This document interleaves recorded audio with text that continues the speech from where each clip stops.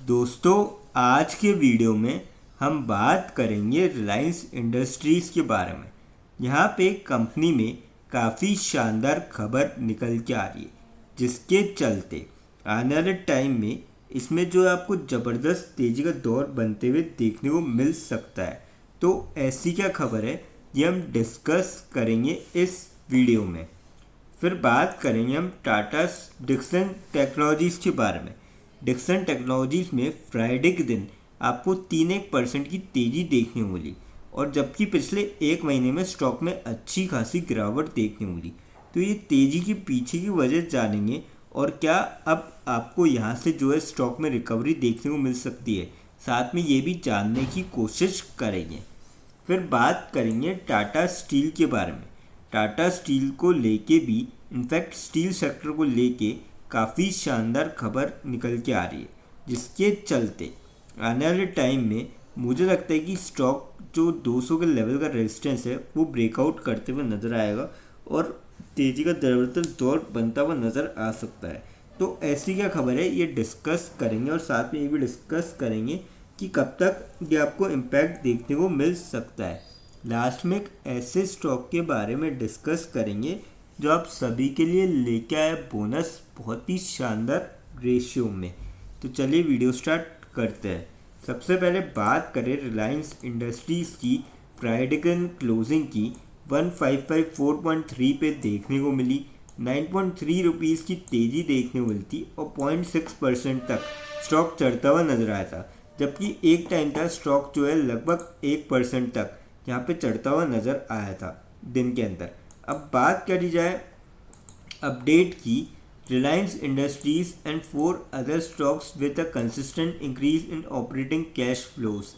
तो यहाँ पे काफ़ी तगड़ी बात है कि ऑपरेटिंग कैश फ्लो है लगातार इनका बढ़ रहा है।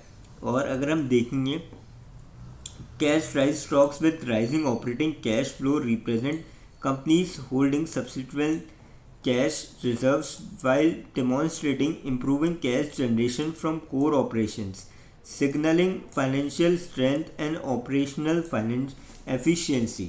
तो काफ़ी शानदार जो है खबर है। और अगर हम इसको देखेंगे यहाँ पे लगातार रिलायंस के अंदर मार्केट कैप कंपनी का 21.05 लाख करोड़ से, क्योंकि स्टॉक फ्राइडे के दिन आपको ग्रीन में क्लोजिंग देखने को मिलती 1556 पे, जो कि लगभग 1% ऊपर था। और Q2 फाइनेंशियल ईयर 26 में RIL यानी कि रिलायंस, इन्होंने एक्सपीरियंस किया था significant growth revenue from operations के अंदर 2,54,623 करोड़ का, जो कि 4.5% का इंक्रीज था क्वार्टर ऑन क्वार्टर बेसिस पे, और 10% ईयर ऑन ईयर बेसिस पे इंक्रीज था। यहाँ पे नेट प्रॉफिट भी काफ़ी तगड़ा यहाँ पे इंक्रीज होता हुआ नज़र आया। तो मेरे ख्याल से तो इस स्टॉक को जो है अभी भी यहाँ से लॉन्ग टर्म के पॉइंट ऑफ व्यू से लिया जा सकता है। कंपनी देखिए काफ़ी अच्छी है, लगातार ग्रो भी कर रही है, और आने वाले टाइम में आपको जो है यहाँ से रिटर्न भी आप एक्सपेक्ट कर सकते हैं।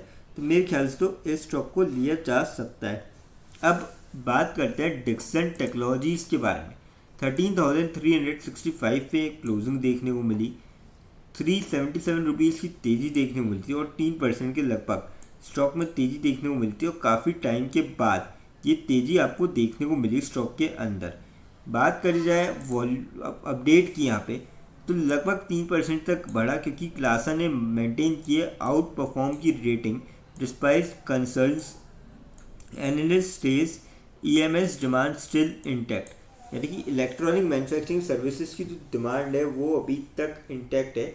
और जबकि देख सकते हो आप कि लगभग 23% तक 23% ज़्यादा ही पिछले एक महीने में गिरता हुआ नजर आया stock, partially due to the rub off effect from peer Kaynes tech sell off. तो यहाँ पे इस इफेक्ट से जो है स्टॉक लगभग 23% के ऊपर तक गिरता हुआ नजर आया था पिछले एक महीने में, पर अब 3% की यहाँ पे तेज़ी देखने को मिलती 12 दिसंबर के दिन, फ्राइडे के दिन, क्योंकि यहाँ पे जो इंटरनेशनल ब्रोकरेज है क्लासा, उन्होंने मेंटेन करा था out perform rating on the stock and a target price implying strong upside potential from current levels. तो ये करंट लेवल से जो है ऊपर की तरफ जा सकता है स्टॉक। तो मेरे ख्याल से तो आप जो है अब लॉन्ग टर्म जिसका भी पॉइंट ऑफ व्यू है, ऊपर लेवल से अच्छी खासी यहाँ पे गिरावट है स्टॉक में। अगर आप देखेंगे यहाँ पे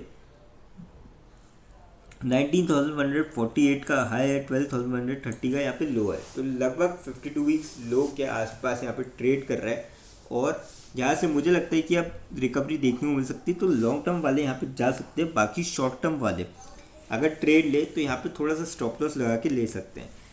अब बात करते हैं यहाँ पे टाटा स्टील के बारे में, जो आपको क्लोजिंग देखने को मिली कल फ्राइडे के दिन 172 पे देखने को मिली, 5.62 रुपीज़ की तेज़ी देखने को मिली और 3.38% तक स्टॉक चढ़ता हुआ नजर आया था आपको फ्राइडे के दिन।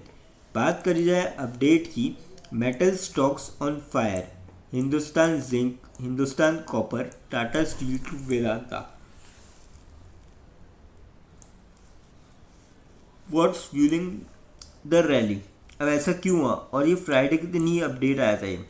तो यहाँ पे आप देख सकते हो Friday's intraday trade session as investors remain optimistic about the long term growth. Long term growth के लिए इन्वेस्टर काफ़ी ज़्यादा यहाँ पे बुलिश नज़र आ रहे हैं और यहाँ पे देखिए ड्यू टू बुलिश सेंटिमेंट रहा था मेटल और कमोडिटीज सेगमेंट के अंदर इस पीरियड के अंदर, और निफ्टी मेटल था वो लगभग 2.5% तक ऊपर गया था फ्राइडे को 12 बजे तक। और अगर हम और डिटेल में यहाँ पे देखेंगे तो जो स्ट्रॉन्ग रैली है ना, ये सपोर्ट की हो रही है by firming trend in global commodity prices, यानी कि ग्लोबल कमोडिटी की जो प्राइसेस है वो इम्प्रूव हो रही है और improving signals from industries demand highlighted कल जैन रिसर्च एनालिस्ट आईएन वेसेट पीएमएस। तो इनका ऐसा मानना है और मुझे लगता है कि आने वाले टाइम में आपको मेटल की अगर डिमांड इंक्रीज होगी तो डेफिनेटली यहाँ पे सारी कंपनीज से सेल्स और रेवेन्यू इंक्रीज होंगे। तो मेरे ख्याल से तो इस स्टॉक में जो है लॉन्ग टर्म के पॉइंट ऑफ व्यू से आप जा सकते हैं, पर जो शॉर्ट टर्म वाले हैं वो यहाँ पे स्टॉप लॉस लगा के ट्रेड ले सकते हैं। अब बात करते हैं उस स्टॉक के बारे में जो आप सभी के लिए लेके आया बोनस। कंपनी का नाम है डॉक्टर लाल पैथलैब्स लिमिटेड। 2877 पे क्लोजिंग देखने को मिली, 8.3 रुपीज़ की गिरावट देखने को मिली थी और 0.29% तक फ्राइडे को स्टॉक जो है गिरता हुआ नजर आया था। 5 दिन की यहाँ पर रिटर्न की बात करी जाए 5.25% की नेगेटिव रिटर्न, महीने भर में 0.9% के आसपास नेगेटिव रिटर्न है।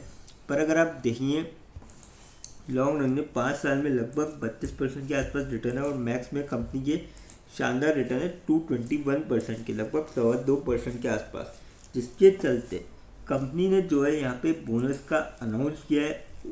रेशियो रखा है 1:1 का, यानी कि जिसके पास भी कंपनी का एक शेयर होगा उसको एक शेयर और मिलता हुआ नज़र आएगा। अब इसके लिए एक्स बोनस रेट जो है अभी कंपनी ने डिसाइड नहीं करी है, पर जल्दी जो है डिसाइड कर दी जाएगी। लेकिन फ्रेंड्स, यहाँ पे कोई भी इन्वेस्टमेंट करने से पहले फाइनेंशियल एडवाइज़र से कंसल्ट करें या फिर खुद की रिसर्च करें, क्योंकि ये वीडियो नॉलेज के पर्पज़ के लिए, इन्वेस्टमेंट पर्पज़ के लिए नहीं। दोस्तों, अगर वीडियो अच्छी लगी हो तो चैनल को लाइक और सब्सक्राइब ज़रूर करें ताकि आने वाले टाइम में आपको जो है और भी ऐसे अपडेट्स मिलते रहे। थैंक यू दोस्तों।